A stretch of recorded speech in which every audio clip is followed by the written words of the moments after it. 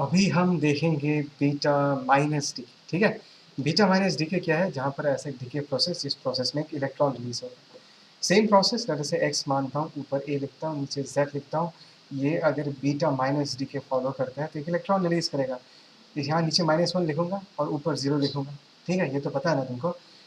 तो plus Y का mass number constant रहना पड़ेगा। अगर ऊपर ए है तो इसका भी ए होगा, ए प्लस 0 ए ही रहेगा। ये -1 है तो यहाँ पर क्या होगा, दिस इज z+1। ठीक है, plus some amount of energy release in the process, just like the previous discussion. यहाँ पर सिर्फ इलेक्ट्रॉन रिलीज होता है, इसको हम बीटा पार्टिकल कहते हैं। ठीक है, and as I have already said, ये जो की अमाउंट ऑफ एनर्जी रिलीज होता है, ये एनर्जी क्या होता है, ये एनर्जी भी दोनों में बढ़ जाता है। This amount of energy Q जो है, कुछ क्यू का कुछ पोर्शन इलेक्ट्रॉन के पास होता है, कुछ पोर्शन किसके पास होता है, वाई के पास होता है। और जैसे कि हमने जस्ट नाउ इसके इसके इसके जस्ट पहले जो अल्फा डी का स्टडी किया था, वहाँ पर हमने ये जस्ट डिस्कस किया था कि ये जो काइनेटिक एनर्जी है, that will be distributed in the inverse ratio of masses.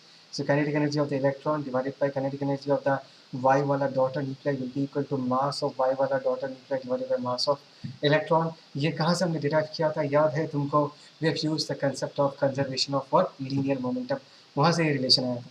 और हम ये भी लिख सकते हैं कि जो भी एनर्जी रिलीज होता है, that is in the form of kinetic energy, that is Q, जो एनर्जी रिलीज होता है, that energy is basically carried away by the electron and the Y daughter nuclear. तो this is equal to Q. यहाँ पर kinetic energy को कोई अगर electron का पूछे तो ये होगा my divided by mass of y plus mass of electron of the total energy. और यहाँ पर के वाई का वैल्यू कितना होगा, ऊपर आ जाएगा मास of electron divided by mass of y plus mass of E Q. तुमको ये बात समझ आया ना? दिस इज एम ई का वैल्यू बहुत ही छोटा है, तो kinetic energy of the daughter nuclear will be extremely small. और हम ये एक्सपेक्ट करेंगे जो ऑलमोस्ट क्यू का ऑलमोस्ट मेजर पोर्शन ये इलेक्ट्रॉन ही क्या करता है, इन the form of kinetic energy carry करके आगे लेके जाता है। ठीक है, तो फिर से मैं अपना एक पुराना कहानी रिपीट करूँगा, जिसमें मैं ये कहूँगा, तो हम ये एक्सपेक्ट कर रहे हैं कि अगर हम इन सारे इलेक्ट्रॉन्स को अगर हम किसी मैग्नेटिक फील्ड के अंदर शूट करें, all of them will should move in a circle having the same radius. लेकिन ऐसा होता नहीं है, ध्यान से देखो यहाँ पर। ठीक है, मैं इसको मिटा देता हूँ। सबका रेडियस अलग अलग है। उसका रीज़न क्या है? इसका रीज़न यहाँ पर थोड़ा अलग है, यहाँ पर थोड़ा अलग है। क्योंकि जब हमने अल्फा डी के स्टडी किया था, तो हमने ये कहा था जो Q amount of energy release होता है, उसमें से कुछ पोर्शन ऑफ एनर्जी वो वाई वाला न्यूक्लियाई खुद अपने खुद के एक्साइटेशन के लिए एब्जॉर्ब कर लेता है। यहाँ पर एक्साइटेशन एक्चुअली सीन नहीं है। पॉली वॉज अ साइंटिस्ट जो बहुत सालों के बाद ये डिस्कवर किया कि इस पूरे रिएक्शन में वाई डॉटर न्यूक्लियाई के साथ साथ, इलेक्ट्रॉन के साथ साथ और एक पार्टिकल भी रिलीज होता है, जिसको हम बोलते हैं एंटी न्यूट्रिनो। मतलब अगर मैं इसको एक्स बोलता हूँ, जैसे कि ये, चलो मैं यहाँ लिखता हूँ, this is x, mass number A, this is Z. ये टूट के क्या बना, बीटा माइनस डी के है, तो एक -1 बना, यहाँ पर 0 है, प्लस वाई डॉटर न्यूक्लियर बना होगा, नीचे कितना होगा, z+1, और यहाँ पर क्या होगा, ए। और इसके साथ एक एंटी न्यूट्रिनो भी रिलीज होता है प्लस की। तो ये जो एनर्जी है, क्यू एनर्जी, ये सिर्फ दोनों में नहीं बढ़ता, इलेक्ट्रॉन एंड वाई वाला प्रोडक्ट में नहीं बढ़ता, इलेक्ट्रॉन वाई वाला डॉटर न्यूक्लियाई और एंटी न्यूट्रिनो में भी बढ़ता है। No, what is this antineutrino, ये देखते हैं। ठीक है, what is this antineutrino, ध्यान से देखो। Properties of antineutrino and neutrino, they are just like photons having rest mass 0, उनका स्पीड c है। This are very light particle. जब ये लोग ट्रैवल करते हैं, इनका मास बहुत कम है, बहुत फास्ट ट्रैवल करते हैं, and they travel with the speed of light. उनके पास एनर्जी होता है mc² and they are electrically neutral. तो बेसिकली जो Q amount of energy release होता है, अब तक तुमको ये बात समझ में आ चुका है ना, कि जिसका मास कम होगा वो क्यू का मेजर पोर्शन कैरी करेगा। तो क्यू का मेजर पोर्शन इलेक्ट्रॉन एंड ये जो एंटी न्यूट्रिनो है, ये दोनों मिल के कैरी करता है। ठीक है, और एंटी न्यूट्रिनो का जो सिंबल है, जो बेसिकली जो सिंबल है इन दिस केस, ध्यान से देना, यहाँ पे इलेक्ट्रॉन का -1 है ना, तो यहाँ पर ऊपर एक बार दे देना है। सो दिस इज एंटी न्यूट्रिनो। ठीक है, this is anti neutrino. Fine, तो ये तो तुमको समझ में आ गया। अभी इसमें एक ऐसा डाउट क्रिएट होगा कि यार ये इलेक्ट्रॉन कहाँ से आया, how is this electron come up. तो ये बात हमेशा याद रखना, एक्चुअली न्यूक्लियस के अंदर क्या होता है, न्यूक्लियस के अंदर इस बीटा माइनस डीके में एक न्यूट्रॉन जो है, जिसका एटॉमिक नंबर में 0 लिख सकता हूँ, जिसका मास नंबर 1 लिख सकता हूँ, वो टूट के इन बीटा माइनस डीके एक इलेक्ट्रॉन प्रोड्यूस करता है, -1 0, प्लस एक प्रोटॉन प्रोड्यूस करता है। प्रोटॉन का हम क्या लिख सकते हैं, +1 +1 लिख सकते हैं। और क्या रिलीज करता है, एक एंटी न्यूट्रिनो रिलीज करता है। तो एक्चुअली ये है सिस्टम, मतलब न्यूक्लियाई के अंदर एक न्यूट्रॉन है जो टूट के इलेक्ट्रॉन और प्रोटॉन बनता है, और उसके साथ साथ क्या रिलीज होते हैं, एंटी न्यूट्रिनो भी रिलीज होते हैं। Is that clear? अच्छा, ये समझ में आ गया। अभी अगर हमको क्यू वैल्यू निकालना है, आई होप सो तुमको ये फॉर्मूला पता है, क्या लिखना है, mx माइनस इसमें z नंबर ऑफ इलेक्ट्रॉन्स है, तो z नंबर ऑफ इलेक्ट्रॉन्स के मास को माइनस कर रहे हैं, और जो प्रोडक्ट है उसका मास कितना होगा, y के एटॉमिक मास से मुझे z+1 नंबर ऑफ इलेक्ट्रॉन्स के मास को माइनस कर देना, तब जाके ये जो पूरा एक्सप्रेशन देगा वो मुझे न्यूक्लियाई का मास देगा। याद आ रहा है ना, पूरा न्यूक्लियाई, कौन सा न्यूक्लियाई, वाई वाले न्यूक्लियाई का मास देगा। यहाँ पर हमने इलेक्ट्रॉन की जगह इलेक्ट्रॉन का मास लिख दिया, एंटी न्यूट्रिनो का मास बहुत बहुत बहुत कम है, उसको नेगलेक्ट करो, उसको लिखने की ज़रूरत नहीं है।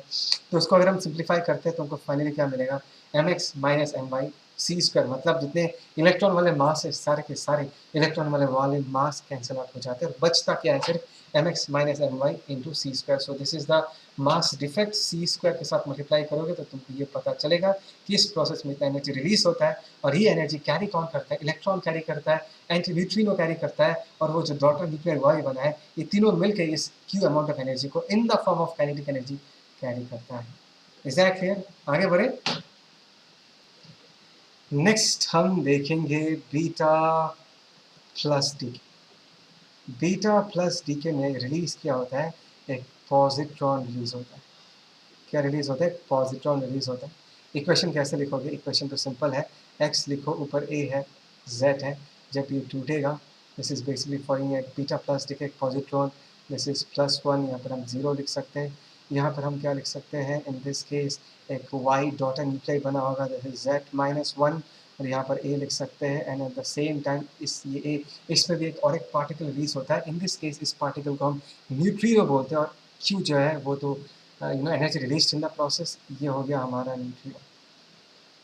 एंड आई थिंक से तुमको नाम देखे तो समझ में आ ही रहा है कि neutrino and antineutrino, they are basically antiparticles, they if they meet together they will destroy each other, and their entire mass will be converted into energy. ठीक है, तो इसमें एक्चुअली होता क्या है, इसमें एक्चुअली होता है कि न्यूक्लियस के अंदर जो प्रोटॉन होता है ना, एक प्रोटॉन नीचे में 1 लिख सकता हूँ, यहाँ पर 1 लिख सकता हूँ, ये टूट के एक पॉजिट्रॉन बनता है, ध्यान से देखना, एक पॉजिट्रॉन बनता है, दैट इज +1, यहाँ पर 0, और एक न्यूट्रॉन बनता है, दैट इज यहाँ पर मैं 0 लिख सकता हूँ, यहाँ पर 1 लिख सकता हूँ, और एक न्यूट्रिनो रिलीज होता है। देखो यहाँ पर बहुत बढ़िया से लिखा हुआ है, यहाँ पर न्यूट्रिनो रिलीज होता है। ठीक है, that means in this case एक प्रोटॉन टूट जाता है। बीटा माइनस डी में कौन टूटता था, बीटा माइनस डी में एक न्यूट्रॉन टूट के इलेक्ट्रॉन बनता था, एंड इस पर्टिकुलर बीटा प्लस डी में प्रोटॉन टूट के इलेक्ट्रॉन, सॉरी, पॉजिट्रॉन और न्यूट्रॉन बनता है। गेटिंग द पॉइंट, मैं क्या कह रहा हूँ। ठीक है, अभी अगर मुझे इस केस में क्यू वैल्यू निकालना है, सेम तरीका, एटॉमिक मास ऑफ x, उसमें से मैं z नंबर ऑफ इलेक्ट्रॉन्स के मास को माइनस कर दूंगा, minus atomic mass of y और z-1 इलेक्ट्रॉन्स के मास को माइनस कर दूंगा, और ये जो पॉजिट्रॉन है मैंने बताया था इसका मास किसके बराबर है, सेम ऐसे मास ऑफ एन इलेक्ट्रॉन, उसको भी माइनस कर दूंगा।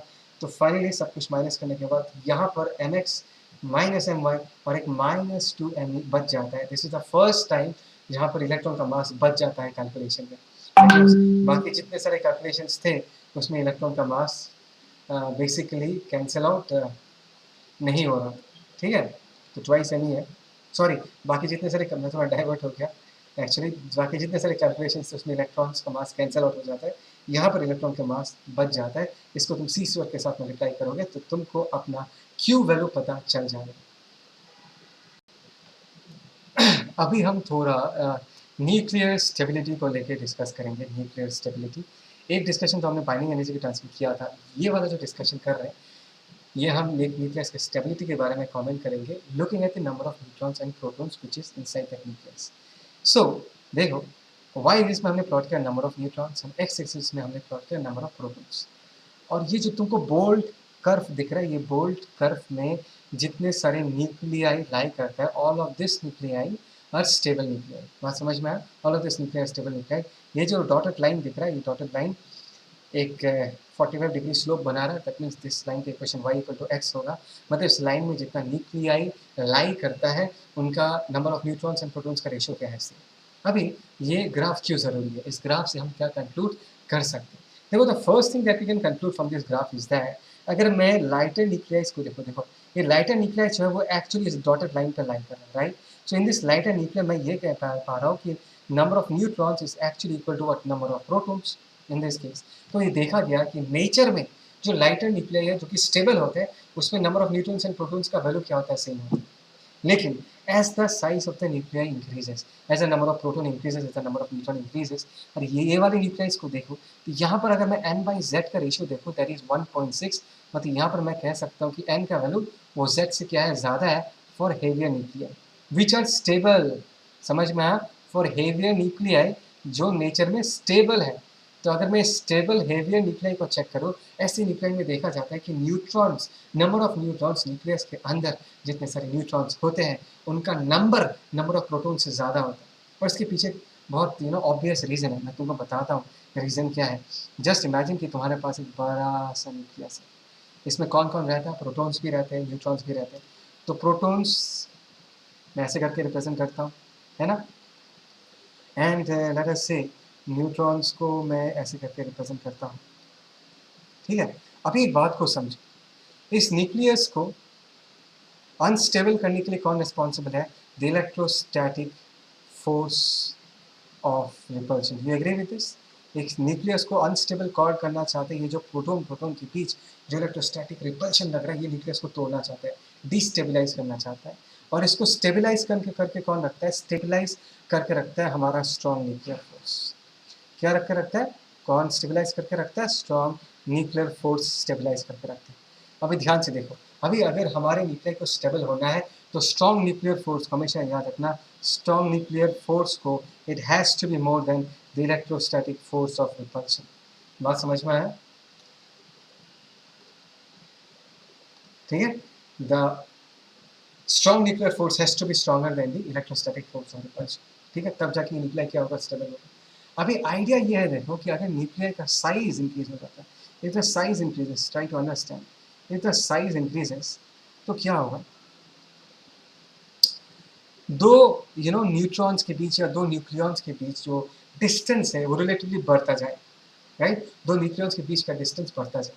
अभी न्यूक्लियॉन्स के बीच का डिस्टेंस अगर बढ़ता जाएगा, जैसे कि मैंने तुमको कहा था, ये जो स्ट्रॉन्ग न्यूक्लियर फोर्स है that is a very short range force of the order of 10⁻⁻15 फेम्टोमीटर।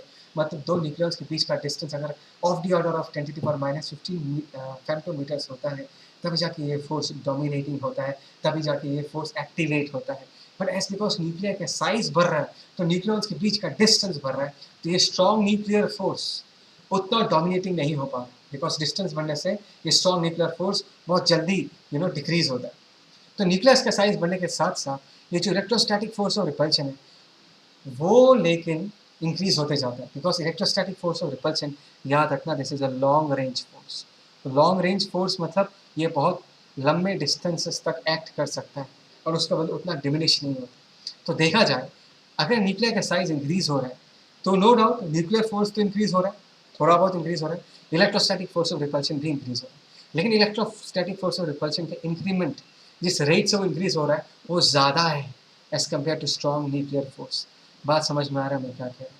तो बेसिकली न्यूक्लियर का साइज जब इंक्रीज होते जाएगा तो इलेक्ट्रोस्टैटिक फोर्स ऑफ रिपल्शन का डिस्टेबलाइजिंग इफेक्ट वो थोड़ा डोमिनेट करना चालू करेगा एंड स्ट्रॉन्ग न्यूक्लियर फोर्स का इफेक्ट थोड़ा घटना चालू करेगा। तो ऐसे सिनेरियो में बहुत बड़ा न्यूक्लियर है और तुमको दिख रहा है वो स्टेबल है, तो इसके पीछे का रीज़न क्या हो सकता है? इसके पीछे का ये रीज़न हो सकता है कि स्ट्रॉन्ग न्यूक्लियर फोर्स ने definitely electrostatic force of repulsion को डोमिनेट कर लिया। ये कब हो सकता है? जब तुम अपनी न्यूक्लियाई में जब तुम्हारे न्यूक्लियाई में ज़्यादा नंबर ऑफ न्यूट्रॉन्स, बिकॉज देखो न्यूट्रॉन्स बढ़ने से इलेक्ट्रोस्टैटिक फोर्स ऑफ रिपल्शन नहीं पड़ता, because neutrons are neutral particles, उनके इंक्रीमेंट से इलेक्ट्रोस्टैटिक फोर्स ऑफ रिपल्शन बढ़ता नहीं है, लेकिन उनके इंक्रीमेंट से अट्रैक्टिव स्ट्रॉन्ग न्यूक्लियर फोर्स ये तो इंक्रीज होता है। बात समझ में आ रहा है? That is a reason heavier nuclei में ये देखा जाता है, हेवियर न्यूक्लियाई में ये देखा जाता है कि number of neutrons is more than number of protons in order to stabilize the nuclear. बात समझ में आ रहा है? तो ये बोल्ड लाइन में जितने सारे न्यूक्लियाई लाई करते हैं वो लोग स्टेबल है। तो इस रीजन में देखो, इस रीजन में जैसे कि मैं यहाँ पर डॉट बनाता हूँ तो कुछ न्यूट्रॉन नंबर होगा, इसका कुछ प्रोटॉन नंबर होगा, ये सारे न्यूक्लियाई अनस्टेबल है। इस रीजन में जितने सारे न्यूक्लियाइस है इस न्यूक्लियाई का कुछ प्रोटॉन नंबर होगा, कुछ न्यूट्रॉन नंबर होगा, ये लोग अनस्टेबल है। तो ध्यान से देखो यहाँ पर इस रीजन में अगर देखोगे, इस रीजन में अगर देखोगे तो यहाँ पर ये जो न्यूक्लियाई है वो अनस्टेबल है ना, ये जो न्यूक्लियाई है क्या है, अनस्टेबल है। ट्राई टू अंडरस्टैंड इस रीजन में, ये जो बोल्ड करके लेफ्ट हैंड साइड इस रीजन में देखोगे तो ये न्यूक्लियाई अनस्टेबल है, और इन न्यूक्लियाई में नंबर ऑफ न्यूट्रॉन्स क्या है, नंबर ऑफ न्यूट्रॉन्स ज़्यादा है। बात समझ में आ रहा है मैं क्या कह रहा हूँ? दिस अनस्टेबल न्यूक्लियाइज में नंबर ऑफ न्यूट्रॉन्स ज़्यादा है, तो इन अनस्टेबल न्यूक्लियाई का नेचुरल टेंडेंसी क्या होगा, नंबर ऑफ न्यूट्रॉन्स घटाने का, और न्यूट्रॉन्स घटाने का तरीका क्या है, beta minus decay, because beta minus decay में हमेशा न्यूट्रॉन टूट के स्प्लिट होता है, right, to form this electron and proton. Is that clear? और अगर हम इस रीजन में देखो, राइट, इस रीजन में देखो, देखो यहाँ पर लिखा हुआ है n/z का रेशियो, इस रीजन में देखो, इस रीजन में जितने सारे न्यूक्लियाई लाई करते हैं उनका प्रोटॉन्स, नंबर ऑफ प्रोटॉन्स क्या है, ज़्यादा है। That is the reason this nuclei is unstable, because it has cost excess number of protons. तो अगर ये न्यूक्लियाई अनस्टेबल है, ये अगर डिसइंटीग्रेट करेगा, ये कौन सा डिसइंटीग्रेशन प्रोसेस फॉलो करेगा, this will definitely follow the beta plus decay. कौन सा डीके प्रोसेस फॉलो करेगा, beta plus decay process follow करेगा, बिकॉज बीटा प्लस डीके में ही प्रोटॉन डिक्रीज करता है, प्रोटॉन टूटता है। बात समझ में आ रहा है? तो इस तरफ जितने सारे न्यूक्लियाई है वो बीटा प्लस डीके फॉलो करेगा, और इस तरफ जितने सारे न्यूक्लियाई है वो बीटा माइनस डीके फॉलो करेगा। ठीक है, समझ में आया? पक्का? कुछ लिखना है तो लिख के रखो।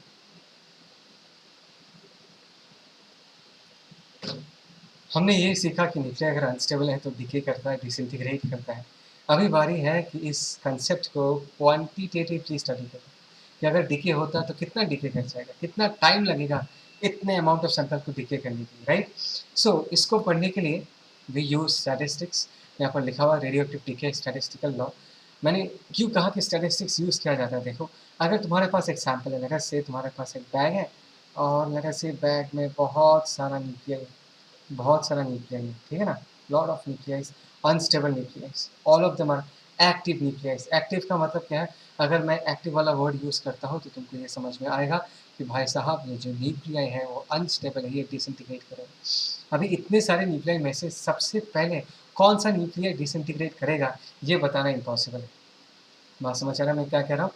इन सारे न्यूक्लियाई में से सबसे पहला डिसइंटीग्रेशन कौन करेगा ये बताना पॉसिबल नहीं है, ये प्रोबेबिलिटी पे डिपेंड करता है। सो हम लोग यहाँ पर स्टैटिस्टिक्स यूज़ करते हैं इस पर्टिकुलर डिसइंटीग्रेशन को स्टडी करने के।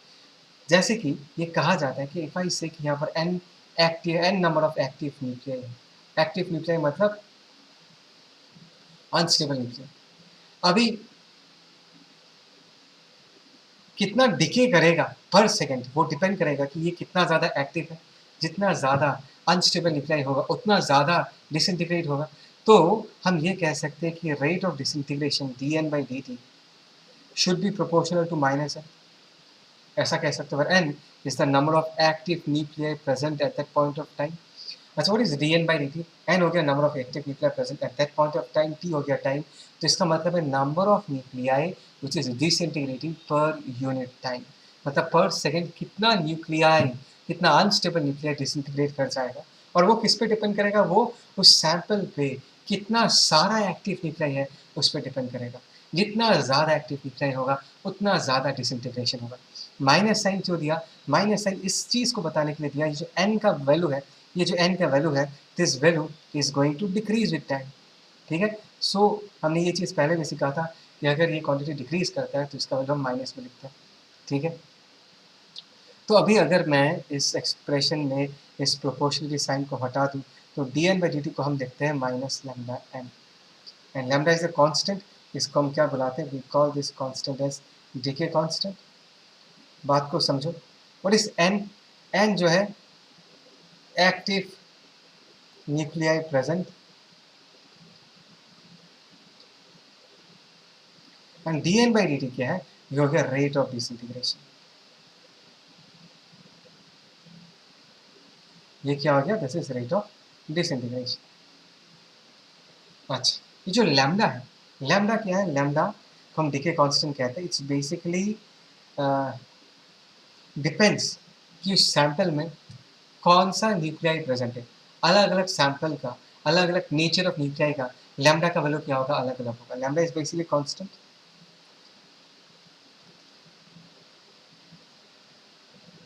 Depends on the nature of nuclei. मैंने क्या कहा, ये किस पर डिपेंड करता है, ये न्यूक्लियाई के नेचर पर डिपेंड करता है कि कैसा न्यूक्लियाई है। ठीक है, यूरेनियम होगा तो अलग होगा, थोरियम होगा तो अलग होगा, अच्छा, लैम्डा तुमको क्या बताता है? लैम्डा तुमको बेसिकली बताता है ये डीके कांस्टेंट है और तुमको ये बताता है कि वो सैंपल, फॉर एग्जांपल अगर मेरे पास एक न्यूक्लियाई है, दैट इज उसका नाम मैंने ए दे दिया, और एक न्यूक्लियाई जिसका नाम मैंने बी दे दिया, इसका अगर लैम्डा ए है, इसका अगर लैम्डा बी है, तो lambda A N is more than lambda B. अगर ये तुमको पता है, अगर तुमको ये पता है कि इसका डीके कांस्टेंट इससे ज़्यादा है, तो ये कौन सा इन्फॉर्मेशन तुमको ये देता है? ये तुमको ये इन्फॉर्मेशन देता है कि अगर ए एंड बी का एक न्यूक्लियाई प्रेजेंट है, इसका भी एक न्यूक्लियाई प्रेजेंट है, इसका भी एक न्यूक्लियाई प्रेजेंट है, तो कौन से न्यूक्लियाई का डिसइंटीग्रेट होने का प्रोबेबिलिटी ज़्यादा है? जिसका डीके कांस्टेंट ज़्यादा होगा वो ज़्यादा एक्टिव होगा, उसका डीके होने का प्रोबेबिलिटी क्या होगा? ज़्यादा होगा। तो जिस सैंपल का लैम्डा ज़्यादा होगा वो ज़्यादा एक्टिव होगा। यस, एक्टिविटी या जो रेट ऑफ डिसइंटीग्रेशन है वो डेफिनेटली डिपेंड करता है कितना सारा एक्टिव न्यूक्लियाई है, लेकिन किस तरीके का न्यूक्लियाई है उस पर भी डिपेंड करता है। बात समझ में आया? लैम्डा जो है वो अलग अलग न्यूक्लियाई के लिए अलग अलग होता है, लेकिन अगर किसी का लैम्डा ज़्यादा है तो तुमको ये फील आना पड़ेगा कि भाई ये सैंपल अगर डिसइंटीग्रेट करेगा तो इसका डिसइंटीग्रेट होने का प्रोबेबिलिटी क्या होगा? ज़्यादा होगा। ठीक है, आगे बढ़े। ओके, मैं इसको मिटा रहा हूँ, कुछ लिखना है तो लिख लो अभी। Let's move forward. ओके, अभी हम ये निकालेंगे कि एक्चुअली टी टाइम के बाद, कितने टाइम के बाद? टी टाइम के बाद कितने एक्टिव न्यूक्लियाई बचा रहेगा, बिकॉज जो एक्टिव न्यूक्लियाई है वो टाइम के साथ क्या करेगा? डिक्रीज करेगा। तो ध्यान से देखो, ए टूट के बी बनता है, lambda is a decay constant, t equal to zero में N not is the number of nuclei present, B के पास कुछ भी नहीं था, लेकिन as time, after time t, जब कुछ टाइम गुजर जाएगा तो ए कुछ डिसइंटीग्रेट कर जाएगा, तो एन नॉट का वैल्यू डिक्रीज होकर क्या बन जाएगा? एन बन जाएगा। और एस बिकॉज कुछ डिसइंटीग्रेट हुआ है, कुछ बी बना भी हो। बात समझ में आए? Is that clear? तो यहाँ पर हम क्या लिख सकते हैं? Rate of disintegration that is D N by D T को मैं क्या लिख सकता हूँ? माइनस लैम्डा एन लिख सकता हूँ। तो यहाँ पर मैं डी एन बाई एन को ऐसा लिख दिया, minus lambda into d T को ऐसा लिख दिया। अगर मैं दोनों तरफ डिसइंटीग्रेट करूँ, टाइम जीरो में कितने सारे निकले थे? N nought. At any time T कितना सारा निकला होगा? मैंने एन लिख दिया। और इसको अगर मैं सॉल्व करूँगा तो एन का वैल्यू मिलेगा मुझे N equal to N not E to the power of minus lambda t. देखो N equal to N not E to the power of minus lambda t. N क्या है? N is the number of active nuclei. बात को समझो, N क्या है? Is the number of active nuclei that is present at that point of time. उस वक्त कितना एक्टिव न्यूक्लियाई सैंपल में प्रेजेंट है उस पर डिपेंड करता है एन का value. N equal to N not E to the power of minus lambda into t. बात समझ में आ रहा है मैं क्या करूँ? So it's an exponential decay, right? So it's an exponential decay, मतलब as time increases N naught का वैल्यू क्या करेगा? डिक्रीज करेगा। So the graph looks like this. At time t equal to zero N का value N not होगा, and as time increases the number of active nuclei decreases. ठीक है, अभी अगर तुमको कोई पूछे कि भाई at any time T B का कितना न्यूक्लियाई प्रेजेंट होगा, खुद सोच के देखो। इनिशियली ए के पास कितना था? N nought. अभी कितना है? एन। तो ये जो गैप है, जितने सारा न्यूक्लियाई का गैप है, वो कहाँ चला गया? वो बी बन गया होगा। So number of nuclei of B at any time T मैं क्या लिख सकता हूँ? ए के पास इनिशियली एन नॉट था, अभी ए के पास एन नंबर ऑफ न्यूक्लियाई है, तो नंबर ऑफ न्यूक्लियाई बी क्या होगा? एन नॉट माइनस एन, जिसको मैं ऐसे लिख सकता हूँ N nought one minus E to the power of minus lambda T. बात समझ में आया? That means T equal to zero पे एन बी का वैल्यू क्या होगा? जीरो। आ रहा है जीरो? ठीक है ना? एंड टी इक्वल टू, ध्यान से देखो, इन्फिनिटी पे अगर मैं टी का वैल्यू इन्फिनिटी पुट कर दूंगा तो एन बी का वैल्यू क्या होगा? एन नॉट होगा। मतलब इनफाइनाइट टाइम के बाद सारा ए वाला न्यूक्लियाई बी बन जाए। इसको मिटा रहा हूँ, कुछ लिखना है तो लिखो, मैं तो ग्राफ दिखा रहा हूँ। दैट मीन्स अगर मैं इसका ग्राफ चेक करूँ तो ग्राफ कुछ ऐसा दिख रहा है कि जीरो टाइम में, time equal to zero, B बना ही नहीं था, but as time passes, infinite time के बाद number of nuclei B finally कितना बन जाएगा? एन नॉट बन जाएगा। इसका मतलब ये हुआ कि ए जितना प्रेजेंट था सारा का सारा डिसइंटीग्रेट होके बी बन चुका है। Is that clear? पक्का? ओके, अभी और आगे बढ़ते हैं। Okay, now there is a concept called as half life. हाफ लाइफ क्या है? This is the amount of time after which the number of active nuclei in the sample becomes half of its initial value. मतलब N nought था, half life के बाद, after first half life के बाद उसका वैल्यू कितना होगा? N nought by two. ठीक है, सेकेंड हाफ लाइफ के बाद इसका वैल्यू कितना होगा? Half of N nought by two. बात समझ में आ रहा है? थर्ड हाफ लाइफ के बाद नंबर ऑफ न्यूक्लियर प्रेजेंट कितना होगा? एन नॉट बाई, ये तो टू स्क्वायर लिख सकता हूँ, इसका आधा हो जाएगा। ठीक है, तो ध्यान से देखो, इस चीज़ को हम क्या लिख सकते हैं? N nought by two cube लिख सकते हैं। मतलब थर्ड हाफ लाइफ के बाद कितना सारा न्यूक्लियर प्रेजेंट है? N nought by two to the power three. इसको अगर मैं जनरलाइज करके लिखना चाहूँ, after N half life, number of active nuclei present कितना होगा, that is n nought divided by 2 to the power n, ठीक है। पर n represents the number of half lives, ठीक है। तो फिर बहुत आसान तरीके से ये फॉर्मूला आ गया, बहुत वक्त ये प्रॉब्लम में यूज होता है, बहुत बढ़िया क्वेश्चन बनता है इसमें। अभी हम दूसरा फॉर्मूला भी यूज कर सकते हैं, ध्यान से देखो, that is n is equal to what, n nought e to the power of minus lambda t, half हो गया मतलब n का वैल्यू अभी कितना हो जाएगा, n नॉट बाई 2 हो जाएगा। n नॉट इनिशियली था, that is e to the power of minus lambda t, n nought को मार देगा। तो अगर मैं ln डालूंगा तो यहाँ पर आएगा माइनस ln 2 और यहाँ पर बचेगा माइनस लैम्डा टी। तो यहाँ पर टी का वैल्यू जो है, ये टी जो है that is nothing but half life, because हमने n की जगह n नॉट बाई 2 लिखा है, और इसका वैल्यू कितना आ जाएगा, that is ln 2 by lambda, जिसको मैं क्या लिख सकता हूँ 0.693 by lambda. So this is the expression for half life, this is how we find out the value of half life. Is that clear, पक्का समझ में आया? चलो लिखो। अभी बारी है कुछ क्वेश्चन सॉल्व करने का, स्टार्ट करते हैं। सबसे पहला क्वेश्चन, a radioactive sample, इसका इतना सारा एक्टिव न्यूक्लियाई दिया हुआ है, certain instant, how many of this nuclei will be in the same active state after 2 half lives? तो ये तो सीधा सीधा प्रॉब्लम है यार। Number of nuclei after 2 half lives, formula क्या था, इनिशियली जितना है divided by 2 to the power n, plus n is the number of half lives. Initially कितना सारा, that is 6 into 10 to the power 18, इसको मैं डिवाइडेड बाई 2 स्क्वायर कर दूँगा, बस 1.5 इंटू 10 टू द पावर 18 आता है। Very very simple problem. आगे चलते हैं, let's move ahead, let's see the next question. Okay, देखो इस क्वेश्चन में क्या कह रहा है, the number of uranium 238 atoms in an ancient rock equals to PB atoms. मतलब बात को समझो, एक्चुअली सीन क्या है कि एक रॉक में यूरेनियम 238 था, जो कि डिसइंटीग्रेट करके पीबी बनाता है, और दिस इज 206, ठीक है। At time two equal to 0 uranium ही था, पीबी तो था ही नहीं, और ये कितना था, 0 था। टी टाइम के बाद क्या होगा, ध्यान से देखो, टी टाइम के बाद क्वेश्चन में बोला है कि estimate the age of the rock assuming that all the Pb atoms are formed in the decay of this, okay fine। और यहाँ पर दिया हुआ है कि number of uranium atoms in an ancient rock equals to the number of Pb atoms, दोनों का value same है। दोनों का वैल्यू कब सेम होगा, अगर ये n नॉट बाई 2 हुआ तो ये भी अगर n नॉट बाई 2 हुआ, तो बिकॉज ये जो n नॉट है यही डिके करके तो Pb बनता है, तो n नॉट आधा डिके हो जाएगा तो Pb कितना बना होगा, n नॉट बाई 2, और ये कितना बचा होगा, ये n नॉट बाई 2 बचा होगा। दैट मीन्स इस सिचुएशन पे या इस सिचुएशन तक आने के लिए कितना टाइम गुजरा होगा, 1 हाफ लाइफ गुजरा होगा। So what is the time taken in this case, half life का वैल्यू दिया हुआ in this case 4.5 into 10 to the power 9 years. समझ में आया? So this is the answer in this case, इतना टाइम गुजर चुका है, वेरी सिंपल। ठीक है, आगे देखते हैं। ओके, यहाँ पर एक छोटा सा कंसेप्ट है एक्टिविटी का, सीधा सीधा सुनो, ये सब देखने की जरूरत नहीं है।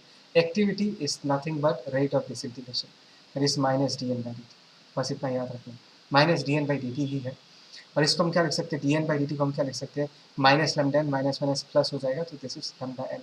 तो एक्टिविटी का जो एक्सप्रेशन है वो ये है, ठीक है। इसको अगर थोड़ा सा और तोड़ के लिखना चाहो तो क्या लिख सकते हो, लैम्डा एन की जगह हम लोग क्या लिख सकते हैं, N not E to the power of minus lambda T. ये जो लैम्डा एन नॉट है, इसको मैं इनिशियल एक्टिविटी बुला सकता हूँ ए नॉट, बिकॉज ए बराबर लैम्डा एन होता है। तो जब लैम्डा एन नॉट है, N not is the initial number of nuclei, तो इसको मैं क्या लिख सकता हूँ, initial activity E to the power of minus lambda T. So activity क्या है, एक्टिविटी कोई नया चीज़ नहीं है, वही है रेट ऑफ डिसइंटीग्रेशन ही है। और इसका यूनिट क्या है, इसका unit becquerel B C, Q U E R E L ई एल, या इसको हम 1 डी पी एस भी या डी पी एस भी बोलते हैं। डी पी एस का मतलब क्या है, डिसइंटीग्रेशन पर सेकेंड, और एक यूनिट होता है 1 curie, that is equal to 3.7 into 10 D P S, right. बस यही समझना, एक्टिविटी कोई नया चीज़ नहीं है, वो रेट ऑफ डिसइंटीग्रेशन ही है। बस इस फॉर्मूलाज को अच्छे से याद रखना, आगे जाके प्रॉब्लम सॉल्व करने में चाहिए हो। ठीक है, आगे बढ़े। Okay, now let us see this question. The decay constant of radioactive nuclei is this. Okay, भाई ये lambda दिया हुआ decay constant. Find the activity of a sample containing this much grams of copper. इतना grams of micrograms of copper दिया हुआ है, तो मुझे number of atoms of this radioactive copper चाहिए होगा। तो सबसे पहले number of moles निकाल लेता हूँ।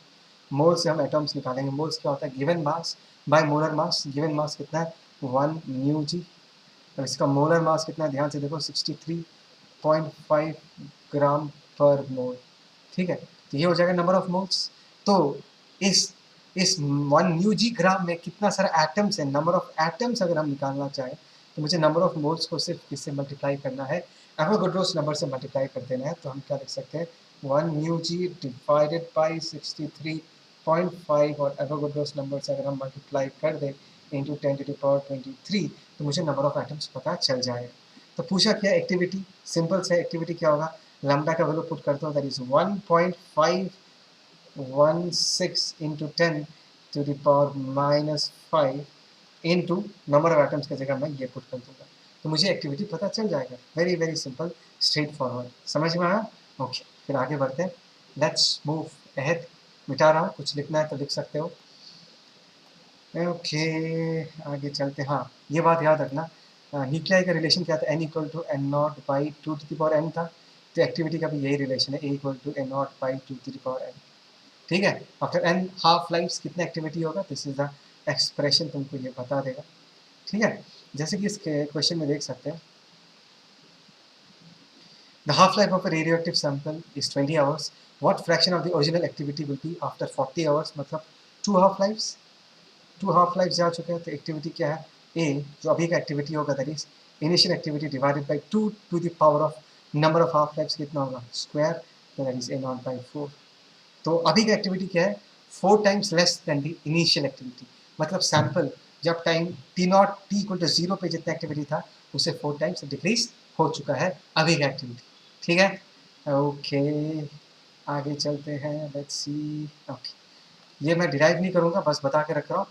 Average life, what is average life, जितने सारे न्यूक्लियाई तुम्हारे सैंपल में जितने सारे न्यूक्लियाई हैं सबके एजेस को ऐड करो divided by total number of nuclei, तो तुमको एवरेज लाइफ पता चल जाएगा, which is equal to what, 1 by lambda.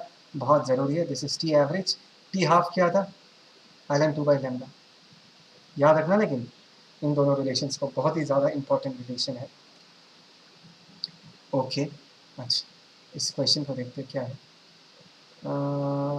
ये क्वेश्चन बहुत सिंपल क्वेश्चन है, ये छोड़ो, ये कर लोगे। इस क्वेश्चन को देखते, बढ़िया क्वेश्चन है। Suppose the total nuclei in a nuclear decay is itself radioactive, मतलब let us say a DK होकर बी बनता है और बी जो बना वो भी रेडियो एक्टिव है, मतलब ये भी डिसइंटीग्रेट होकर सी बन रहा है। ठीक है, let lambda P and lambda D be the decay constant of the parent and daughter nuclei, so that is lambda p is the decay constant of the parent nuclei and lambda d is the decay constant of the daughter nuclei. Also np and nd with the number of parent and daughter nuclei at that time t. So यहाँ पर मैं मान रहा हूँ कितने सारे nuclei np, यहाँ पर कितना सारा daughter nuclei है nd. Is that clear? तो पूछा find the condition for which the number of daughter nuclei becomes constant. That means b का जो number of nuclei है वो टाइम के साथ नहीं बदलेगा, वो कंडीशन बताओ। अच्छा एक बात बताओ, b बनता कहाँ से, a से b बनता है, so what is the rate of formation of b, rate of formation of b, जिस रेट से ए डिसइंटीग्रेट करेगा उसी रेट से बी बन रहा होगा, तो इसको हम क्या लिख सकते हैं, that is rate of disintegration कितना होता है, या एक्टिविटी क्या होता है, बात तो एक ही है, लैम्डा इंटू एन, यहाँ पर हम क्या लिख सकते हैं, lambda P into N P लिख सकते हैं। ठीक है, दैट मीन्स पर सेकेंड इतना सारा बी वाला न्यूक्लियाई बना है, क्या बोला मैंने, पर सेकेंड इतना सारा बी वाला न्यूक्लियाई बना है, उसी सेकेंड में बी भी डिसइंटीग्रेट करके सी बनेगा। So rate of decay of B, rate of decay का मतलब क्या है, उस एक सेकंड में बी कितना डिसइंटीग्रेट हो गया, वो हम क्या लिख सकते हैं, that is lambda D and number of nuclei of D and D. ठीक है, अच्छा, मतलब जस्ट सोचो, ए डिसइंटीग्रेट होकर बी बना, लेट अस से 10 ए डिसइंटीग्रेट हुआ और 10 बी बना हो, फिर बी डिसइंटीग्रेट होकर सी बना हो, तो अगर 10 बी बना है तो 10 बी को डिसइंटीग्रेट भी होना पड़ेगा ताकि बी का जो नंबर ऑफ न्यूक्लियाई है वो चेंज ना हो, इस तरह से 10 आया और ये भी 10 डिसइंटीग्रेट हो गया, so number of nuclei of B हमेशा क्या रहेगा, सेम। तो इन दिस केस हम क्या कह सकते हैं, जितना बी बना है उतना ही बी डिसइंटीग्रेट होगा, तब जाके बी का नंबर ऑफ न्यूक्लियाई चेंज नहीं होगा, तो मैं क्या लिख सकता हूँ, that is lambda P into N P should be equal to what, lambda D into N D. यही रिलेशन इन्होंने लिख के रखा। बहुत अच्छा क्वेश्चन है, आई होप से तुमको ये समझ में आया। ठीक है, इसको अगर लिख के रखना है तो पॉज करके अभी लिख के रखो, fine.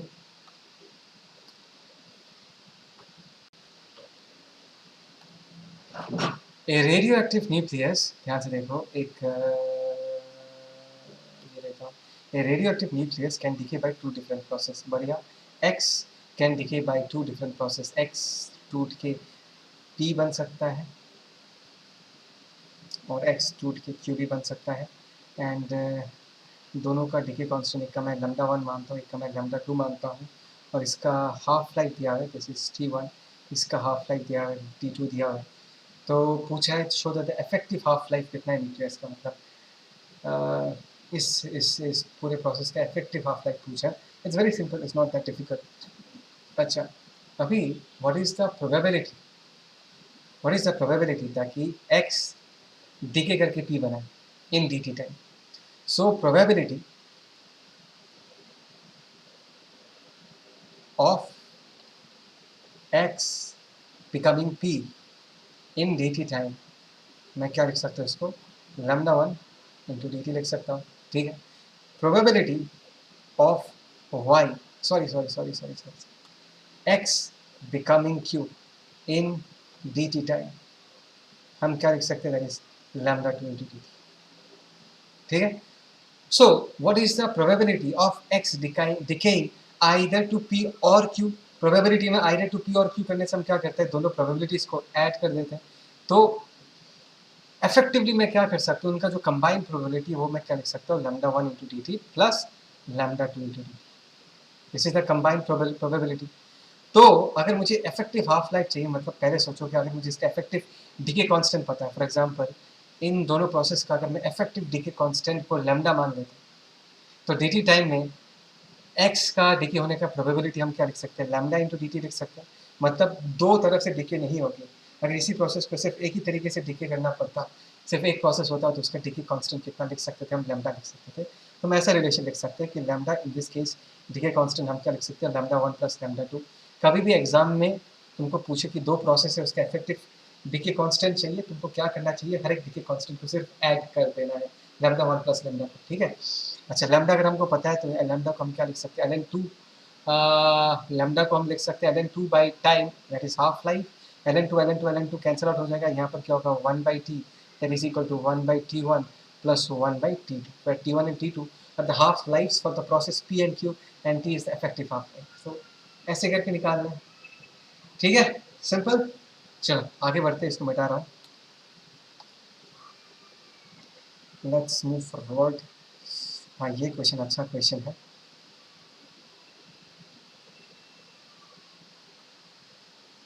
Let's see this question. A factory produces a radioactive substance। चलो, एक फैक्ट्री है जो एक रेडियोएक्टिव सब्सटेंस बना रहा है, let us say A at a rate of R and A decays the decay constant lambda to C, let us say B बनता है, ठीक है। So to form a stable substance, B stable है। Find the number of nuclei of A and the number of nuclei B at any time T, ठीक है, बढ़िया है। So can you tell me what is the effective rate of formation of dN by dt of A क्या होगा? Unit time में are, मतलब rate का मतलब क्या है, रेट का मतलब है कि यूनिट टाइम में ए कितना बनता है, आर बनता है। लेकिन उतने ही टाइम में अगर मैं मानता हूँ कि चलो eight any time T A के पास एन नंबर ऑफ न्यूक्लियाई है, उतने ही टाइम में ए डीके करके बी भी बन जाता है। तो उतने ही एक सेकंड में ए कितना टूट के बी बनेगा, लैम्डा एन। बात समझ में आया, मतलब जितना बना उसमें से जितना डीके हो चुका है उसको माइनस कर, तो एक सेकंड में कितना बना, आर बना, और उसी एक सेकंड में ए कितना डीके होकर बी बन गया, लैम्डा एन। तो इफेक्टिवली ए कितना बना, R minus lambda N. So that is the rate of formation of A in this case, ठीक है ना। अच्छा, एक काम कर सकते हैं हम जब यहाँ पर एक अभी हम क्या कर सकते हैं, इसको सिंप्लीफाई कर सकते हैं। जैसे यहाँ पर हमने डी एन लिख दिया, यहाँ पर आर माइनस लैम्डा एन हमने लिख दिया, that is D T. Let us integrate this stuff at zero time, what is the number of nuclei, zero लिख सकते हैं, एनी टाइम टी एन लिख सकता हूँ। तो यहाँ पर हमको फाइनली क्या आएगा, T N that is L N R minus lambda N, और यहाँ पर एन का पार्टनर क्या था, माइनस लैम्डा, हमने यहाँ लिख दिया, और इसका लिमिट्स क्या होगा, जीरो से लेकर एन तक, इसको इन दिस केस टी लिख सकते हैं, ठीक है ना। तो इन दिस केस अगर मैं पुट करूँ तो हमको क्या मिलेगा, in this case R minus lambda N divided by, हम नीचे क्या लिख सकते हैं, जीरो पुट कर देंगे तो आर आ जाएगा, और यहाँ पर क्या होगा, माइनस लैम्डा टी। इसको अगर हम सॉल्व करेंगे, यहाँ पर ई है, तो फाइनली हमको जो एन का एक्सप्रेशन मिलेगा, N in this case is equal to R by lambda, that is bracket 1 minus E to the power of minus lambda t. This is the number of nuclear of A at any time t. So ये तुमका expression मिलेगा simplify करने के बाद, ठीक है। तो B कितना बना होगा, खुद बताओ बी कितना बना होगा, number of nuclear of B, ये बताओ नंबर ऑफ न्यूक्लियर बी क्या होगा, कम ऑन। टी टाइम तक ए कितना बन चुका होगा, आर इंटू टी, और अभी ए कितना प्रेजेंट है, एन ए, तो ये जो डिफरेंस है वही बी बना होगा। तो यहाँ पर एन ए का वैल्यू तुम यहाँ से पुट कर दोगे तो एन बी का वैल्यू पता चल जाएगा। It is as simple as that. बात समझ में आया? अच्छा, also find out the maximum number of nuclear. A का मैक्सिमम कितना सारा न्यूक्लियर है, एन ए का मैक्सिमम वैल्यू चाहिए, तो इस क्वांटिटी को जीरो होना पड़ेगा, मतलब when basically T tends to infinity, this quantity is zero, तो एन बाई ए का मैक्सिमम वैल्यू अगर पूछा जाता है कि यार एन बाई ए का मैक्सिमम वैल्यू क्या होगा, that will be equal to what, R by lambda. So this is the answer in this case. Is that clear? पक्का समझ में आया?